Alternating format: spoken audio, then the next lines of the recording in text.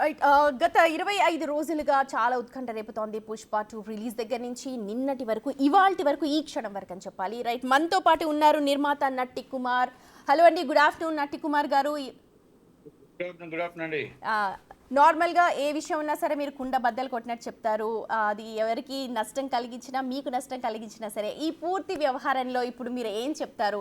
లోపల ఇండస్ట్రీ పెద్దలందరూ వెళ్ళారు, మీరు కూడా చూస్తూ ఉన్నారు. అసలు ఏం జరిగింది లోపల? నేను వెళ్ళలేదండి. ఓకే. అయితే ఇండస్ట్రీ మొత్తం టోటల్ గా వాళ్ళు వెళ్ళారు. ఇండస్ట్రీ అందరూ కూడా వెళ్ళారు. కాకపోతే ఏంటంటే ఇండస్ట్రీ అందరూ వెళ్ళారని నేను అన్నాం. ఓకే. ఎందుకంటే ఇండస్ట్రీ అందరికి ఇంటిమేషన్ లేదు. ఇండస్ట్రీ అందరికి ఇంటిమేషన్ ఉంది అంటే ఒక ఒక రకం ఉంటుంది. అయితే ఇప్పుడు చిరంజీవి గారు రాలేదు, బాలయ్య బాబు రాలేదు. ఇప్పుడు మొత్తం ప్రొడ్యూసర్ కౌన్సిల్ గా ప్రోటోకాల్, మాకు ప్రోటోకాల్ ప్రకారంగా ఆఫీస్ బేర్లు పిలాలి, ఆఫీస్ బేర్లు పిల్లలేదు. ఓకే, మీటింగ్ పెట్టలేదు. ఇప్పుడు అందరి తరపు నుంచి వెళ్ళి ఒక మెమోరాండం ఇచ్చి, మెమోరాండంలో పెద్దవాళ్ళకి ఏం కావాలి, బెనిఫిట్స్ వాళ్ళు కావాలా, మీకు రేట్లు కావాలా, చిన్నవాళ్ళకి ఏం కావాలి, ఇవన్నీ కూడా ఒక మెమోరాండం రూపంలో ఇస్తాం మనం. జస్ట్ ఒక గ్యాప్ని తగ్గించుకోవడానికి, మొన్న జరిగిన సంజయ్ థియేటర్ ఘటనలో గ్యాప్ని తగ్గించుకోవడానికి, అసెంబ్లీలో మాట్లాడిన మాటలకు తగ్గించుకోవడానికి ఆయన తీసుకెళ్లారని మాత్రం నేను చెప్పగలుగుతాను. ఓకే. కానీ మీరు విన్నారు కదా, ఇప్పుడు వాళ్ళు బయటకు వచ్చిన తర్వాత అసలు అది విషయం కాదంటున్నారు. ఇప్పుడు మీరు అన్నట్టుగా ప్రోటోకాల్ పాటించలేదు, ఎందుకంటే అందరినీ కూడా ఇక్కడ ఇన్వాల్వ్ చేయలేదు, చాలా మంది ప్రముఖులు కూడా ఆ మీటింగ్లో పాల్గొనలేదు. అది మనం అందరం కూడా చూసాం, విజువల్స్ చూస్తే మనకు అర్థమవుతుంది. ఇప్పుడు ఇక్కడ అసలు విషయాన్ని ఏదైతే ఆ గ్యాప్ పూడ్చడానికి వెళ్ళారో ఆ విషయం తప్ప మిగిలిన విషయాలన్నీ కూడా మాట్లాడారు. ఎలా చూడాలంటారు? ఇప్పుడు ఏమండి, మేము లోన్ ఏం మాట్లాడామో అవి మాట్లాడామో మొత్తం టోటల్గా ఇప్పుడు అది చిన్న విషయానికి చెప్పకపోతే అది దానికోసం వెళ్ళామని చెప్తారా ఏంటి? అది కదా. ఇప్పుడు 15 రోజులు సినిమా రిలీజులు ఉన్నాయి. అది సినిమాలు రిలీజులు కంపల్సరీ చెప్పాలి.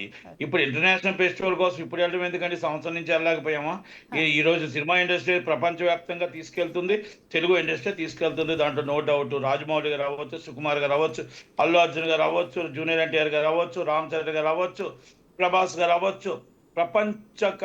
తెలుగు ఇండస్ట్రీ ప్రపంచానికి తీసుకెళ్ళి పరిచయం చేసింది తెలుగు ఇండస్ట్రీ. దాంట్లో ఎవరికి కూడా అది రేవంత్ రెడ్డి గారికి కానీ, మాకు కానీ, వాళ్ళకి కానీ ఎవరికి డౌట్ లేదు. దాంట్లో ఈరోజు ఇండస్ట్రీని కొన్ని 100 కోట్లు, 1600 కోట్లు, 1700 కోట్లకు తీసుకెళ్ళిపోయి ఈరోజు అల్లు అర్జున్ గారు ఎక్కడ ఎనలేని కలెక్షన్ చూపిస్తూ తెలుగు ఇండస్ట్రీ ఛాతిని మళ్ళా 10 రెట్లు పెంచి చూపించారు. అలాగే సినిమా నార్త్ ఇండియాలో ఎక్కడికో వెళ్ళిపోతుంది.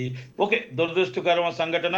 ఒక దురదృష్టకరంలో అనుకోకుండా జరిగిన ఘటనకి ఈరోజు ఆయన ఇంత జరిగింది, ఇగో ఈ సినిమా ఇంత హిట్ అయింది చెప్పుకోలేని పరిస్థితుల్లో ఒక హీరో ఉన్నాడంటే పాపం అది ఆ టీం చేసిన తప్పు అవ్వచ్చు, ఏదైనా అవ్వచ్చు, ఏమైనా అవ్వచ్చు. కానీ ఈరోజు మొత్తం నార్త్ ఇండియాలో టాప్ కలెక్షన్లో ఉన్నది ఈ పుష్ప 2. ఈరోజు మన ప్రభాస్ గారి సినిమా ప్రపంచంలో ఆడుతుంది. అలాగే మీకు త్రిబుల్ ఎక్కడికి వెళ్తుంది అంటే వాటి కోసం ఇప్పుడు అర్జెన్సీ వెళ్ళాల్సిన అవసరం లేదు కదా. మీటింగ్ పెట్టుకొని ఆఫీస్ బేర్లు అందరికీ చెప్పి మనం ఇలాగ అడుగుదాం అని వెళ్ళి చిరంజీవి గారిని పెద్ద మనసుగా పెట్టి, చిరంజీవి గారిని మనం అనుకుంటున్నాం ఎప్పుడును, చిరంజీవి గారిని పెద్ద మనసుగా ఆయనతో డిస్కస్ చేసి, అలాగే మనం బాలయ్య బాబుతో మాట్లాడి, అందరితో మాట్లాడి సర్క్యులర్గా తీసుకొని వెళ్ళాల్సింది. ఈరోజు ఒక 2 హీరోలు మాత్రం వచ్చారు, తక్కువ హీరోలు లేరండి.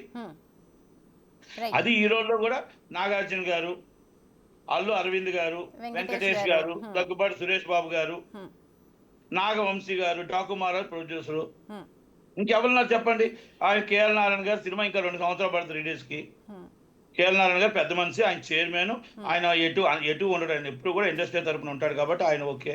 అలాగే మన రాఘవేంద్ర గారు ఎప్పుడు ఇండస్ట్రీ తరపున ఉంటాడు.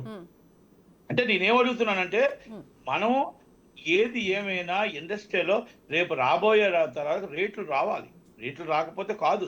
ఇప్పుడు రేట్ల వల్ల ఆమె చనిపోలేదు, ఆమె బెనిఫిట్ వల్ల ఆమె చనిపోలేదు. ఆమె చనిపోయిందల్లా ఊరేగింపు వల్ల, జనాలు మొబిలైజ్ చేయడం వల్ల, ఆ జనాలు హీరో వచ్చి ఊరేగింపుతో రావడం వల్ల ఆమె చనిపోయిందని ఒప్పుకోవాలి. 25 సంవత్సరాల నుంచి హీరోలు వెళ్తున్నారు, ఎంతో మంది హీరోలు వెళ్తున్నారు, రాజమౌళి గారు వెళ్తున్నారు.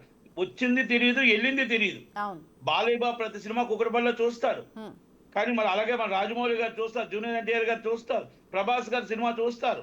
కానీ ఎప్పుడు కూడా ఎవరికి తెలియదు, అనుకోకుండా సినిమా చూస్తారు, బయటకు వచ్చేస్తారు.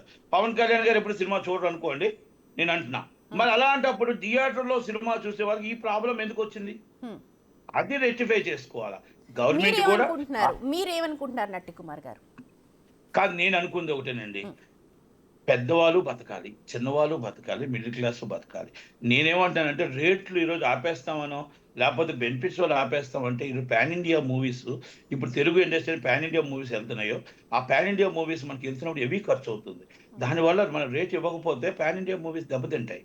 అలాగే మనం బెనిఫిట్స్ వల్ల ఇవ్వకపోతే దెబ్బతింటాయి. అలాగని చిన్న సినిమా బతకాల, చిన్న సినిమా ఉండాలా, చిన్న సినిమా 90% ఈరోజు ఇండస్ట్రీ నిలబెడుతుంది, 90% కార్మికులు కాపాడుతుంది. కరెక్ట్. వీళ్ళు 3 సంవత్సరాల సినిమా తీసినా, 4 సంవత్సరాల సినిమా తీసినా 90% ఇండస్ట్రీని కానీ, థియేటర్లు కానీ మూతపడకుండా, ఇండస్ట్రీ మూతపడకుండా కాపాడుతుంది చిన్న సినిమా నిర్మాతలు, అవును. చిన్న సినిమాలు. ఈ సంవత్సరంలో హిట్ అయిన సినిమాలు కూడా చిన్న సినిమాలే. కరెక్ట్. కనుక చిన్న వాళ్ళని కూడా బతికించాలి. మధ్యాహ్నం 2:30 షో 10 సంవత్సరాల నుంచి అడుగుతున్నాం. హ్మ్. మనం కేసీఆర్ గారి గవర్నమెంట్ లో మమ్మల్ని దగ్గరికి కూడా రానివ్వలేదు. కాంగ్రెస్ గవర్నమెంట్ లోనైనా మమ్మల్ని రానిచ్చి, ఇంతకుముందు రాజశేఖర రెడ్డి గారు, కిరణ్ కుమార్ రెడ్డి గారు రానిచ్చి మాకు ఏం కావాలో, మాకు పెద్దవాళ్ళకి ఏం కావాలో, మాకు ఏం కావాలో సమయం చేసేవారు కదా. ఈసారి మమ్మల్ని రప్పించి మా బాధని అర్థం చేసుకోండి, మా కష్టాన్ని అర్థం చేసుకోండి. 2:30 షో ఎందుకు మాకు ఇవ్వరు? మేము పేదవాడి కళ మల్టీప్లెక్స్ బయట నుంచి చూడడమే కాదు, మీరు బయట టికెట్ ఎంతైనా పెంచుకోండి 20%. మీరు పేదవాడికి 100 రూపాయలకి టికెట్ మల్టీప్లెక్స్ ఎందుకు మీరు 20% ఆక్యుపేషన్ ఎందుకు ఇవ్వరు? 20% ఆక్యుపేషన్ జీవోలో పాస్ చేయండి. మీరు 500 రూపాయలు పాప్కార్న్ అమ్మేటప్పుడు 100 రూపాయల లోపు పాప్కార్న్ ఎందుకు అమ్మనివ్వరు? 15 రూపాయలు పడుతుందని క్వాంటిటీ, 175 రూపాయలు సమాసా బదులు 100 రూపాయల లోపు ఎందుకు అమ్మనివ్వరు? 175 రూపాయలు వాటర్ బాటిల్ అప్పుడు మీరు 100 రూపాయల లోపు ఎందుకు అమ్మనివ్వరు? దాన్ని జీవో పాస్ ఈ చేయండి. విషయాన్ని నటికుమార్ గారు, ఈ విషయాన్ని ముఖ్యమంత్రి స్వయంగా చెప్పారు. కాంగ్రెస్ హయాంలో ఉన్నప్పుడు సినిమా ఇండస్ట్రీకి పూర్తి మద్దతు ఇచ్చాం, ఇప్పుడు కూడా ఇస్తాం, మీ సమస్యలు చెప్పండి అని చెప్పి క్లారిటీగా చెప్పారు. గతంలో జరిగిన విషయాలను కూడా ప్రస్తావించారు. Yes, yes. అందుకే నేను ఏమంటానంటే, సీఎం గారు ఇవన్నీ ఆయన తెలుసు, నేను చెప్పాల్సిన అవసరం. సీఎం గారికి కాంగ్రెస్ పాలనలో మనం ఎలా చేసామో, ఇది ఏమంటే ఇప్పుడు ఎన్నో లెవెల్ అండి. మొత్తం ఆంధ్రప్రదేశ్లో ఉన్న క్యాంటీన్, ఎవరైతే తెలంగాణలో ఉన్న క్యాంటీన్లు అందరూ ఓనర్ వెళ్ళాడు. ఎందుకు వెళ్ళాడు? బాబు నాకు 500లకు లైసెన్స్ ఇవ్వు, నాకు 1000 రూపాయల టికెట్కి లైసెన్స్ ఇవ్వు. వాళ్ళు వెళ్ళారండి. ఈరోజు మాకు ఎవరితో జనాలతో సంబంధం లేదు, వాళ్ళ రక్తం మేము తాగేస్తామన్నా వాళ్ళు వెళ్ళారు. ఇది వాస్తవం. నువ్వు 1000 కోట్ల సినిమా తీసుకో, 2000 కోట్ల సినిమా తీసుకో, పేదవాడు సినిమా సంక్రాంతి పండగకి సినిమాకి వెళ్ళాలి అంటే 10 మంది కలిపి సినిమాకి వెళ్ళాలంటే ఒక 500 టికెట్ పెడితే 5,000 రూపాయలు. ఆయన జీతం ఎంత?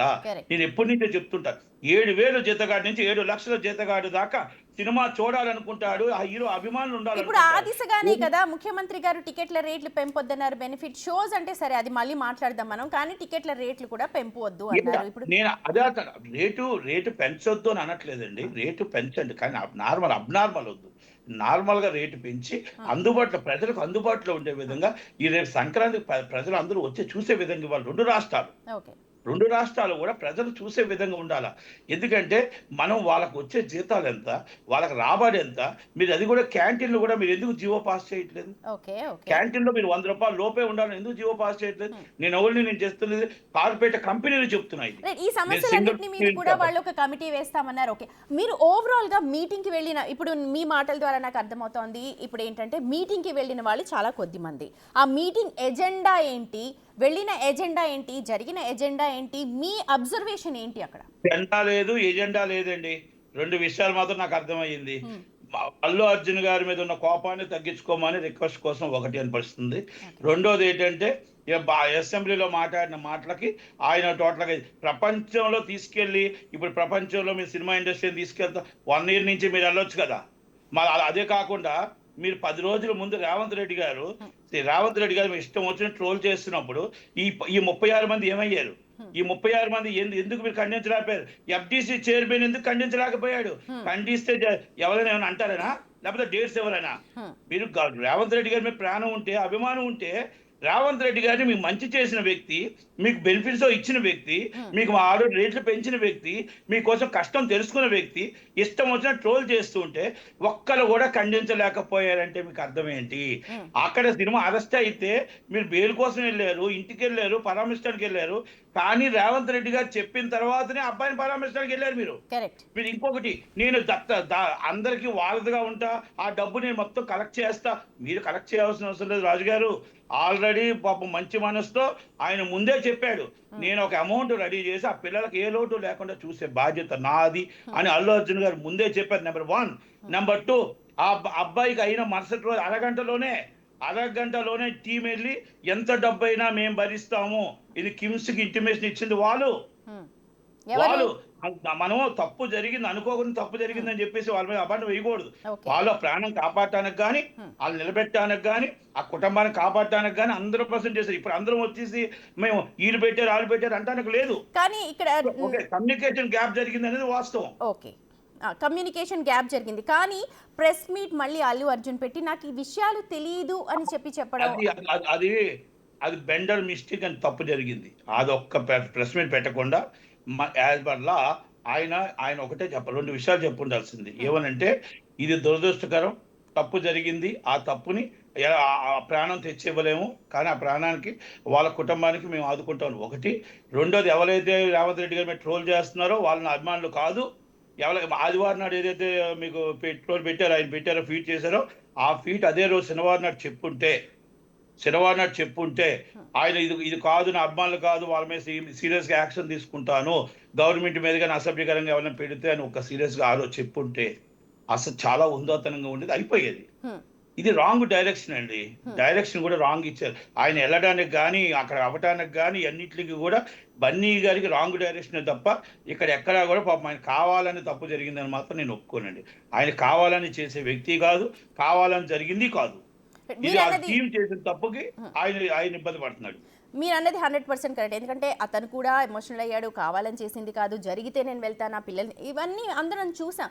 ఎక్కడ రాంగ్ డైరెక్షన్ జరిగింది? ఎందుకంటే ఇంత రచ్చ జరగడానికి, ఇంత ఎపిసోడ్ జరగడానికి ఆ తర్వాత జరిగిన పరిణామం బౌన్సర్లు, స్టాఫ్, ఆయన పిఆర్ఓలు అవ్వచ్చు, సెక్యూరిటీ టీం అవ్వచ్చు, ఆయన నమ్ముకున్న టీం అవ్వచ్చు, ఆ టీం కూడా నేను మళ్ళీ అది కూడా చెప్తాను, వివరణిస్తా మీకు. ఎందుకంటే ప్రపంచంలో మాకు ఇంత జనం ఉన్నారు అని చూపించడం కోసం, ఒక సోషల్ మీడియాలో వీడియోలు తీసుకోవడం కోసం, హైప్ చేయడం కోసం 6,000 మందిని జనాల్ని మొత్తం లోనకు పంపించకుండా అలా బయట పెట్టేయడం, మొత్తం పబ్లిక్ లో వాట్సాప్లో వీళ్ళందరూ రమ్మని చెప్పడం, ఇదంతా మొత్తం జనాలు అయిపోవడం, ఆయన ఊరేగింపుగా రావడం, ఈ అనార్థం జరిగింది. ఎవరు? వాళ్ళ దగ్గర ఉన్న టీమే తప్పు చేసింది. ఇది అందరికీ తెలుసు, అల్లు అర్జున్ గారికి తెలుసు, మాకు తెలుసు, పోలీసులకు కూడా తెలుసు. ఎందుకంటే 9:30కి సినిమా వేసినప్పుడు 9 గంటలకు లోనకు పంపించుంటే ఈ అనార్థం జరగదు. 6,000 మంది వెళ్ళిపోతారు, 4 థియేటర్లకి డివైడ్ అయిపోతారు. తర్వాత ఇది ఎవరు ఇప్పుడు సినిమాలు 25 సంవత్సరాల పాటు సినిమాలు చూస్తున్నారండి. చూస్తున్న వాళ్ళు సినిమా చూస్తున్నామా వెళ్ళిపోతున్నామా తెలియదు. ఈరోజు ఆయన చూస్తున్నారు, అందరూ చూస్తున్నారు ఈరోజు సినిమాలు. కానీ సినిమాని చూడటానికి వస్తున్నానని చెప్పేసి హంగామా చేసి ఇంతమందిని జనం మొబిలైజ్ చేయడం వల్ల ఈరోజు తొక్కుసలా జరిగింది. ఇంకొకటి కూడా చెప్తున్నానండి, నిజంగా మనకు మానవత్వం ఉంటే, నిజంగా ఇండస్ట్రీకి నిజంగా ఇంతమంది వెళ్ళారు కదా, వాళ్ళందరికీ కానీ ఏమైనా సరే ఉంటే, సానుభూతి ఉంటే పోలీసులు మనం సన్మానం చేయాలా, పోలీసులకు హ్యాట్సాప్ చెప్పాలా, చేతులెత్తి దండం పెట్టాలి. ఈ రోజు కొన్ని వందల ప్రాణాలు పోవాల్సింది ఆ ఒక్క డామేజ్ కంట్రోల్ చాలా చక్కగా చేసి వాళ్ళని ముందు కంట్రోల్ చేసి బయటకు పంపించి తక్కువది అందరినీ కూడా చాలా చాకచక్యంగా బయటకు పంపించారండి.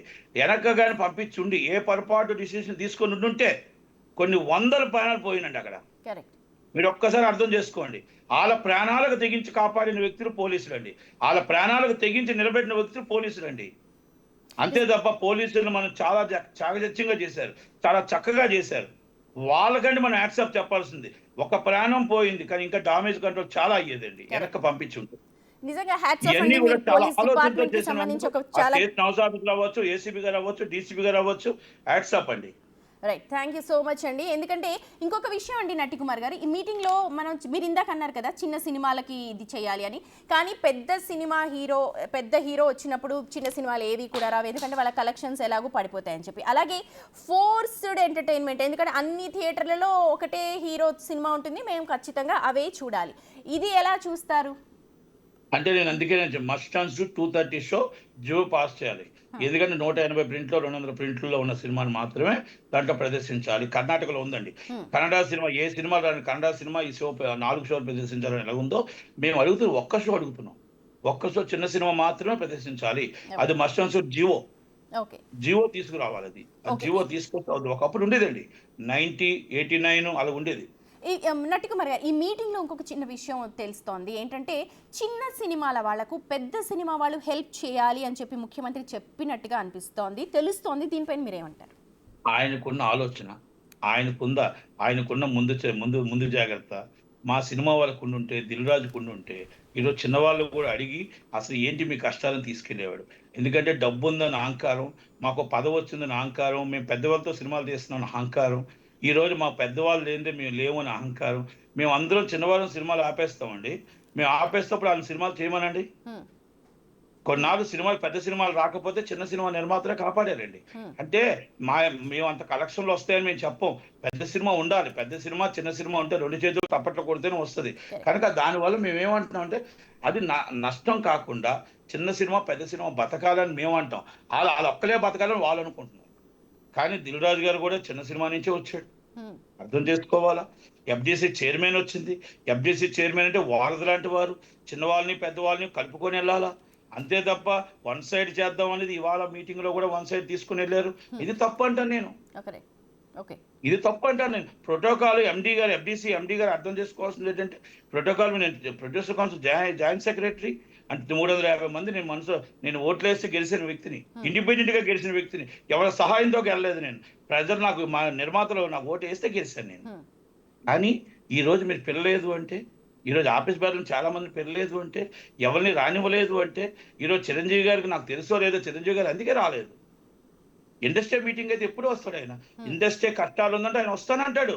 నేను ముందున్నానంటాడు ఆయన. నేను ముందున్నాను, నేను కాపాడడానికి ముందు వస్తానన్న వ్యక్తి చిరంజీవి గారు. హ్మ్. ఈరోజు చిరంజీవి గారు, బాలయ్యబాబు గారు పెద్దలు చాలా మంది ఉన్నారు. అవును. వాళ్ళందరినీ సంప్రదించకుండా ఓన్లీ మీరు ఇప్పుడు ఏదో సంక్రాంతికి ఉంది కదా, ఏదో ఇప్పుడు డామేజ్ జరిగింది కదా అని అనడం కరెక్ట్ కాదు. సంవత్సరం నుంచి ఏం చేస్తున్నారు అడుగుతున్నా నేను. హ్మ్. ఆయన డామేజ్ కాదు, గవర్నమెంట్ కి డామేజ్ చేసినప్పుడు మీరు అందరూ ఎందుకు ఫీట్ చేయలేదని అడుగుతున్నా. ఎందుకు ప్రెస్ మీట్ పెట్టలేదని అడుగుతున్నా. ఇది మళ్ళా రిపీట్ ఎందుకు చేస్తానంటే వెళ్ళిన వాళ్ళందరూ ఒక్కసారి మీ మనస్సాక్షిగా ఆలోచించుకోండి. ఈ రోజు రేవంత్ రెడ్డి గారి దగ్గరికి వెళ్ళిన వాళ్ళందరూ ఆయన్ని ట్రోల్ చేస్తున్నప్పుడు ఆదివారం నాడు 2:26 నిమిషాలకు ఆయన మళ్ళా ఫీట్ చేస్తేనే కానీ ఈ ట్రోల్ సాగలేదు. ఈ ట్రోల్ సాగలేదు. మరి ఆయనకి పాపం మీరు అందరూ కూడా ఒక్కసారి మీరు చెప్పుంటే ఆయన చేసేవాడు కదా. మీకు చెప్పుంటే చేసేవాడు కదా పాపం. ఆయనకి అవగాహన లేదు, లేకపోతే ఐడియా లేదు, లేకపోతే టెన్షన్లో ఉన్నారు. మీరు ఎందుకు ఆయనకి డైరెక్షన్ ఇవ్వలేదు? హ్మ్. మీరు ఎందుకు నేను డైరెక్షన్ ఇవ్వలేదని అడుగుతున్నాను పెద్దలందరూ. ఓకే. అల్లు అరవింద్ గారు ఎన్నో సంవత్సరాలు ఎంతో మంది ఇలాంటి ఎన్నో వచ్చాయి. ఒడిదుడుకులు వస్తే కూడా ఒంటి చేత్తో కాపాడిన అల్లు అరవింద్ గారు మరి ఆయన చెయ్యి ఎందుకు దాటింది? ఎందుకు ఆయన చేయలేకపోయాడు? హ్మ్. ఎందుకు ఆలోచించలేకపోయాడు? ఎందుకు ఆయనకు మీరు సలహా ఇవ్వలేకపోయారు? ఎందుకని అంటుంటారు మీరు? ఎందుకని అనుకుంటున్నారు? అంటే నాకు చెయ్యి దాటిపోయింది. ఇక్కడ టీము రాంగ్ రూట్ లో వెళ్ళిపోతూ ఉంది. ఆ రాంగ్ రూట్ లో వెళ్ళిపోతే ఒక తండ్రిగా ఆయన ఏం చెప్పాలి, ఏం చెప్తే ఎవరు వింటారో అర్థం లేని పరిస్థితులు ఉంది. కనుక నేనేమంటున్నా, ఎవరో ఒకరు ఆయనకి ఇంటిమేషన్ ఇచ్చారు. సాటర్డే నాడు చెయ్యింది, సండే నాడు ఆయన ఫీట్ చేశాడు అంటే ఆయనకి ఇంటిమేషన్ ఇచ్చారు. హ్మ్. సార్ ఇది పెద్దదవుతుంది, దయచేసి మీరు గవర్నమెంట్ మీద ట్రోల్ చేస్తున్న వాళ్ళు ఆ దొంగలు అవ్వచ్చు, ఫేక్ అవ్వచ్చు, లేకపోతే మీ వాళ్ళు అవ్వచ్చు, దయచేసి మీరు ఇమీడియట్లీ చెయ్యండి అని ఎవరో రిక్వెస్ట్ చేస్తే ఇమీడియట్లీ అయ్యింది అది. హ్మ్. అదే మీరు చెప్పుంటే అంటే నేనేమంటున్నా, మనకు మంచి పెట్టారు, మంచి చేశారు, గవర్నమెంట్ మంచి చేసింది, చెడు చేయలేదు. పుష్పకు కూడా మంచిగా చేసింది. యా. అనుకోని సంఘటనలో జరిగిన సిచ్యువేషన్ని మనం ఇలాగా ట్రోల్ చేయడం కరెక్ట్ కాదు కదా అని మీరు ఎందుకు చెప్పలేకపోయారు? మీరు ఎఫ్‌డీసీ చైర్మన్ గా 2 సార్లు వారధిగా ఉన్నారు కదా. అంటే మీరు సీఎం గారిని తిడుతున్నప్పుడు కూడా మీరు మాట్లాడకుండా మౌనంగా ఉన్నారు అని నేను రేవంత్ రెడ్డి గారిని సూటుగా అడుగుతున్నా. హ్మ్. అది నేను ఎందుకంటే ఇక్కడ రేవంత్ నేను రెడ్డి గారిని ఎవరిని అడుగుతున్నారా? దిల్ రాజు గారిని అడుగుతున్నారా? నేను దిల్ రాజు గారిని అడుగుతున్నా. యా. ఎందుకంటే ఇది నాకు దిల్ రాజు బెస్ట్ ఫ్రెండ్. నాకేం విలువేం కాదు, లేకపోతే నాకేం బెస్ట్ ఫ్రెండ్ నాకు. హ్మ్. కాకపోతే నేను అడుగుతున్న దిల్ రాజు గారిని ఏంటంటే, మనం వారధిగా ఉన్నప్పుడు ఇద్దరికి సమయం చేసి ఇదే పని మీరు 10 రోజుల ముందు చేస్తుంటే ఈ రోజు ఇంతగా వచ్చేది కాదు కదా అంటాను నేను. ఇంత రచ్చ జరిగేది కాదు, ఇంత సీన్ క్రియేట్ అయ్యేది కాదు. ఇవాళ ఇలా 10 రోజుల ముందే మీరు కలిసి ఉంటే, ఆ అబ్బాయిని కలిసి ఆ అబ్బాయితో మాట్లాడి ఉంటే, ఈ అల్లు అర్జున్ గారితో మీరు మాట్లాడి ఉంటే, అరవింద్ గారితో మాట్లాడి ఉంటే ఇది అయిపోయేది కదా. చిలికి గాలివాన్ అయ్యి అసెంబ్లీలో స్టేట్మెంట్ ఇచ్చిన దాకా ఉండి ఇప్పుడు వచ్చి నాకు సీఎం గారు చెప్పారు అనడం వల్ల దీంట్లో ఆంతర్యం ఏంటి అని అడుగుతున్నా. ఆంతర్యం ఏంటి? మీ అబ్జర్వేషన్ ఏంటి అని మేము అడుగుతున్నాం. ప్రజలకు వదిలేశాను అంతే. నటికుమార్ గారు, మీరు చాలా బోల్డ్ గా మాట్లాడతారు. మీరు బోల్డ్ గా మాట్లాడతారు, మీరు ఏమి ఉంచుకోరు కాబట్టి. అంటే ఇప్పుడు ఆయనకున్న ఇబ్బంది ఆయనకు ఉంటది. ఓ సినిమా రిలీజ్ ఉంది పాపం, ఆయన బాధ ఆయనకు ఉంటుంది, ఆయన కష్టం ఆయనకు ఉంటుంది కాబట్టి నేను దానికి అందుకే ఎక్కువగా వెళ్ళట్లేదు. ఓకే. సరే. ఇప్పుడు సినిమా ఇప్పుడు మీటింగ్ సంగతి మనం మాట్లాడితే ముఖ్యమంత్రి గారు చాలా సూచనలు చేశారు ఇక్కడ. ఏంటంటే దిల్ రాజు బయటకొచ్చి ప్రభుత్వం పెద్దది, ప్రభుత్వం డెసిషనే ఫైనల్ అని చెప్పి అన్నారు. సో ప్రభుత్వం ఎలాంటి డెసిషన్ తీసుకుంటో అది ఇండస్ట్రీ కట్టుబడి ఉంటుంది, అది తెలుస్తోంది. అయితే ఇక్కడ మనకు చెప్తోంది ఏంటంటే రియల్ లైఫ్లో ఎలా అయితే ఉన్నారో రియల్ లైఫ్లో కూడా హీరోలుగా ఉండండి, సందేశాత్మకంగా చెయ్యండి, అలా ఉండండి అని చెప్పడంలో ఏమైనా తప్పుందా? ఆయన సీఎం గారికి అన్ని తెలుసండి. ఆయన చాలా చాలా మంచి వ్యక్తి అండి.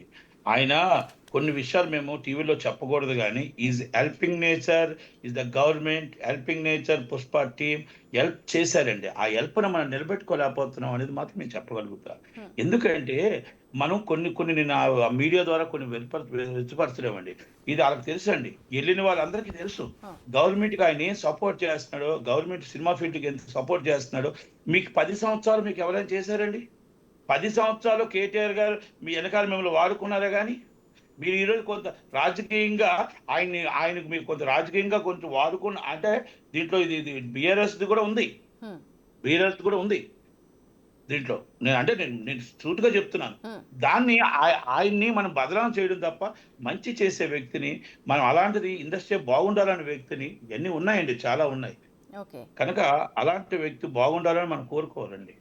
ఇక్కడ మీరు ఇందాక అన్నారు కదా, మీ అబ్జర్వేషన్లో సినీ నిజంగా ప్రోటోకాల్ పాటించి ఉంటే మిగిలిన హీరోస్ కావచ్చు, లేకపోతే మీరు కావచ్చు, మిగిలిన సభ్యులందరూ కూడా అక్కడ వెళ్ళారు. ఇది వన్ మ్యాన్ షోగా వెళ్ళే డైరెక్షన్ లాగా కనిపిస్తోందా? ఉండదండి, వన్ మ్యాన్ షో డైరెక్షన్ ఏమి ఉండదండి. చిరంజీవి గారు ఎంటర్ అవుతారు. చిరంజీవి గారు దీంట్లో మొత్తం ఇండస్ట్రీ కోసం అయితే చిరంజీవి గారు ఎంటర్ అవుతారండి. నో, చిరంజీవి గారు కంపల్సరీ ఎంటర్ అవుతారు. ఇండస్ట్రీ ఆయనకి చిన్నవాడు కావాలి, పెద్దవాడు కావాలి.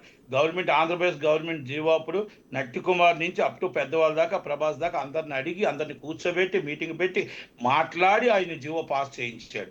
అంతే తప్ప చిరంజీవి గారు ఎప్పుడు కూడా నేను చాలా గొప్పవాడిని, నేను చాలా పెద్దవాడిని అని వన్ సైడ్ నేను ఆ ఉద్దేశంలో అనట్లేదండి. ఇవాళ జరిగిన మీటింగ్ లో అటు చిరంజీవి కానీ, లేకపోతే మీరు చెప్పిన బాలకృష్ణ కానీ, మీరు కానీ, లేకపోతే ఇతర బోర్డు మెంబర్స్ కావచ్చు, వాళ్ళు ఎవరు కూడా హాజరు కాలేదు. హాజరైన వాళ్ళందరూ కూడా డిఫరెంట్ సెక్టర్. మీరే చెప్పారు, మీరు అబ్జర్వేషన్ లో, మీ అబ్జర్వేషన్ లో అందరూ అవుతారు త్వరలోనే.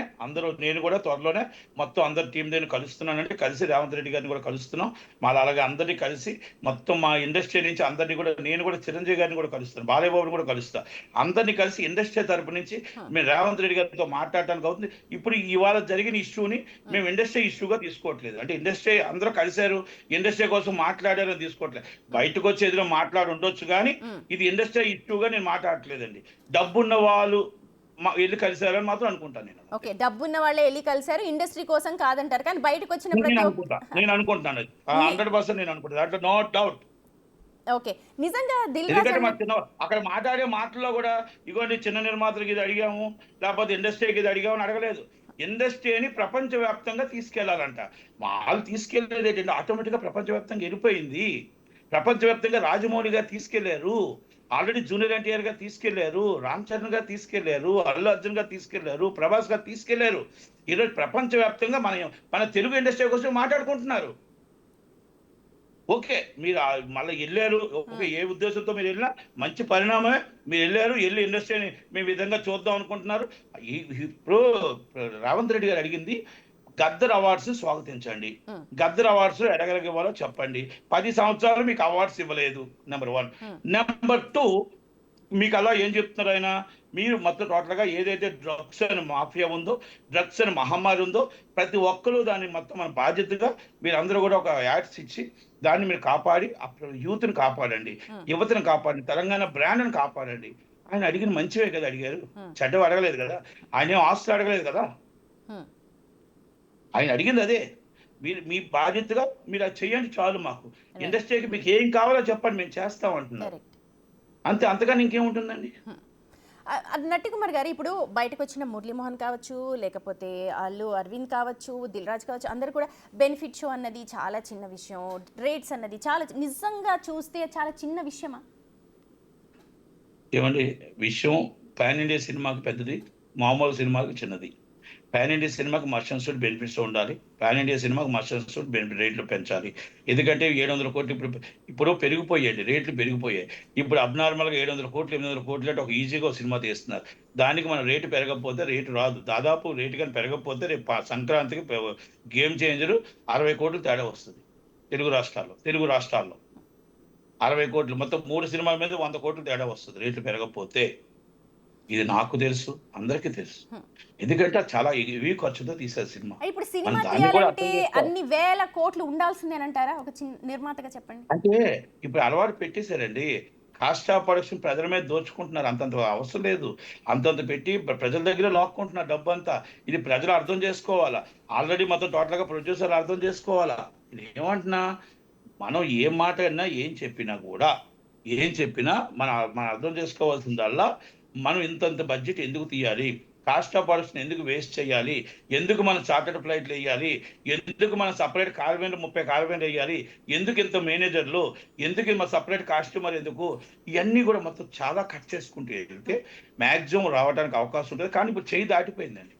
ఇప్పుడు ఒక హీరోయిన్కి ఒక సినిమా హిట్ అయితే ఆమెకో సపరేట్ ఫ్లైట్, ఒక హీరోకి ఒక సినిమా హిట్ అయితే ఆమెకో సపరేట్ ఫ్లైట్.